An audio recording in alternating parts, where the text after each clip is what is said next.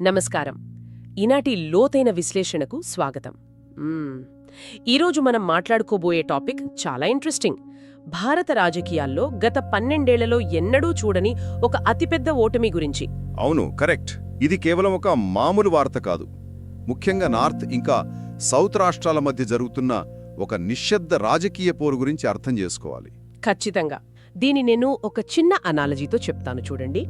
అంటే ఒక ఉమ్మడి కుటుంబంలో ఒక 50 ఏండ్ల క్రితం ఉన్న పిల్లల సంఖ్యకు తగ్గట్టుగా ఇల్లు కట్టారనుకుందాం. ఇప్పుడు ఆ కుటుంబం ఎంతో పెద్దదైంది. పిల్లలు పెద్దవాళ్లయ్యారు, వాళ్లకు మళ్లీ పిల్లలు పుట్టారు. కాని ఆ ఇంట్లో గదుల సంఖ్య మాత్రం పెరగలేదు. అవును, అందరూ ఆ పాత గదుల్లోనే ఇరుక్కుని సర్దుకుంటున్నారు. అదే కదా. సో ఆ గదుల సంఖ్యను పెంచే ప్రయత్నమే ఈ డీలిమిటేషన్ అన్నమాట. మనం ఇక్కడ ఏ పార్టీకి మద్దతు ఇవ్వట్లేదు గాని రెండు వైపులా ఉన్న ఆర్గ్యుమెంట్స్ని తటస్థంగా చూడాలి. సో రీసెంట్గా జరిగిన ఒక పెద్ద విషయం ఏంటంటే, మన సెంట్రల్ గవర్నమెంట్కి గత 12 ఏళ్లలో ఫస్ట్ టైం ఒక పెద్ద లెజిస్లేటివ్ డిఫీట్ అంటే శాసనపరమైన ఓటమి ఎదురైంది. ఇది మన ఇండియన్ పాలిటిక్స్లో ఒక మేజర్ టర్నింగ్ పాయింట్ అని చెప్పొచ్చు. అసలు ఏం జరిగిందంటే, కాన్స్టిట్యూషన్ 131వ అమెండ్మెంట్ బిల్ని ప్రవేశపెట్టారు. దానికి సపోర్టుగా 298 ఓట్లొచ్చాయి. అంతా ఓకే అనుకున్నారు. కానీ ఒక బిల్లు పాస్ అవ్వాలంటే 2/3 మెజారిటీ కావాలి కదా. దానికి ఆ ఓట్లు సరిపోలేదు. ఎందుకంటే వ్యతిరేకంగా ఏకంగా 230 ఓట్లు పడ్డాయి. సో బిల్ ఫెయిల్ అయిపోయింది. అయితే ఈ ఓటమి వల్ల డీలిమిటేషన్ అనే చాలా కీలకమైన ప్రాసెస్ ఆగిపోయింది. అసలు ఈ డీలిమిటేషన్ అంటే ఏంటి, ఎందుకింత ఇంపార్టెంట్? పదండి దాని గురించే ఇప్పుడు తెలుసుకుందాం.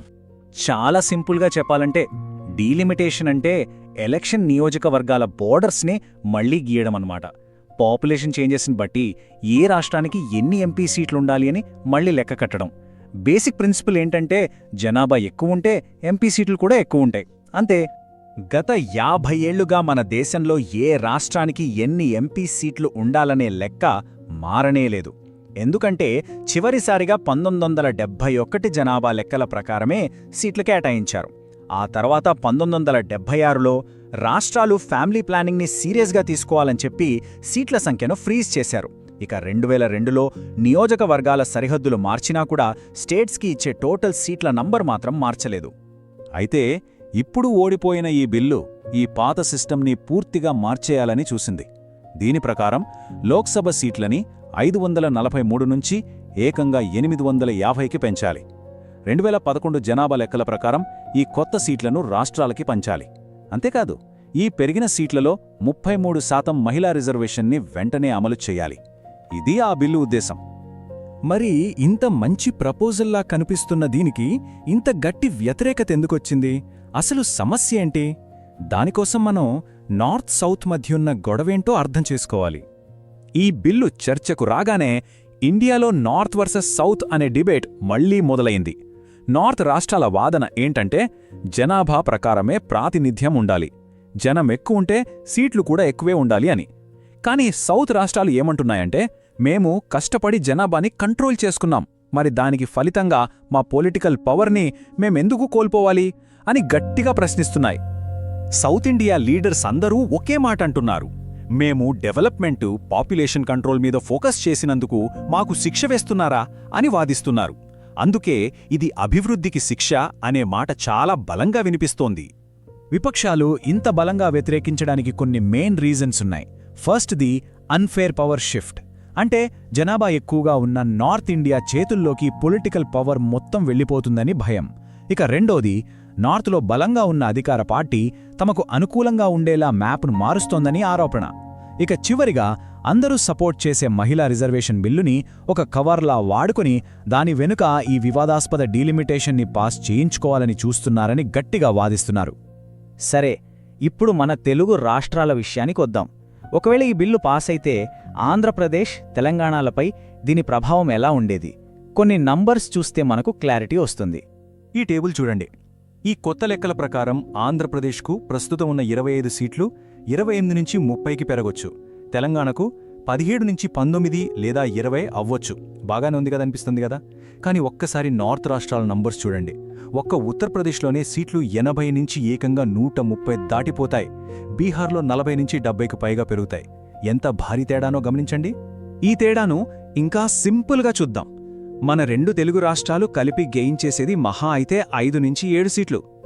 కానీ అటువైపు ఉత్తరప్రదేశ్, బీహార్ ఈ 2 రాష్ట్రాలు కలిసి ఏకంగా 80కి పైగా కొత్త సీట్లు సంపాదించుకుంటున్నాయి.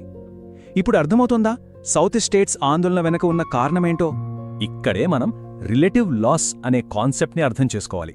అంటే మనకు సంఖ్యాపరంగా కొన్ని సీట్లు పెరిగినా పార్లమెంట్లో మన వాయిస్, మన ఇన్ఫ్లుయెన్స్ మాత్రం భారీగా తగ్గిపోతుంది.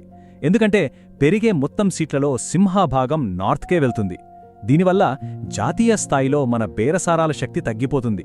ఇది అసలైన నష్టం. సో దీనివల్ల సౌత్కొచ్చే నష్టాలేంటి? 1. జాతీయ రాజకీయాల్లో, కూటమి ప్రభుత్వాల్లో బార్గెనింగ్ పవర్ తగ్గిపోతుంది. 2. సెంట్రల్ ఫండ్స్, పెద్ద పెద్ద ప్రాజెక్టుల కేటాయింపులో కూడా నార్త్కే ఎక్కువ ప్రాధాన్యత దక్కొచ్చు. ఫైనల్గా దేశ పాలసీలన్నీ హిందీ బెల్ట్ ప్రయోజనాలకే అనుకూలంగా మారిపోతాయనేది సౌత్ రాష్ట్రాల ప్రధాన భయం. మరిప్పుడు బిల్లు ఓడిపోయింది కదా, ఇక ముందు ప్రభుత్వం ఏం చేయబోతోంది? వాళ్ళ నెక్స్ట్ మూవ్ ఎలా ఉండొచ్చు? ప్రభుత్వం ముందు కొన్ని ఆప్షన్స్ ఉన్నాయి. ఫస్ట్ది ఈ రెండింటినీ విడదీసి మహిళా రిజర్వేషన్ బిల్ని సెపరేట్గా తీసుకురావడం. రెండోది 2027 తర్వాత జరగబోయే సెన్సస్ డేటా వచ్చే వరకు ఈ డీలిమిటేషన్ని పక్కన పెట్టడం. మూడోది కేవలం జనాభాయే కాకుండా అభివృద్ధిని కూడా ఒక పారామీటర్గా తీసుకుని కొత్త ఫార్ములా కనిపెట్టడం. కానీ ప్రభుత్వం మళ్లీ ప్రయత్నిస్తాం అని చెప్పడాన్ని బట్టి చూస్తే ఈ ఇష్యూ ఇక్కడితో ఆగిపోయేలా లేదు. చివరిగా ఈ మొత్తం వ్యవహారం మన ముందు ఒక పెద్ద ప్రశ్ననుంచుతోంది. ఒకవైపు ప్రాతినిధ్యం అనే ప్రజాస్వామ్య సూత్రం, మరోవైపు అభివృద్ధి సాధించినందుకు దక్కే గుర్తింపు.